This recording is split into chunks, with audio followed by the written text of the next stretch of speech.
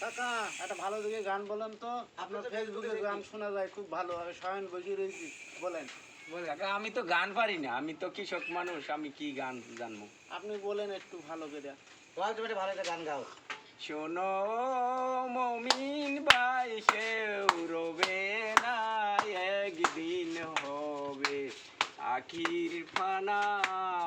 ওরে একদিন হবে আখির ফানা রে, কুরআনেতে আছে জানা, কেউ রবে না, একদিন হবে আখির ফানা।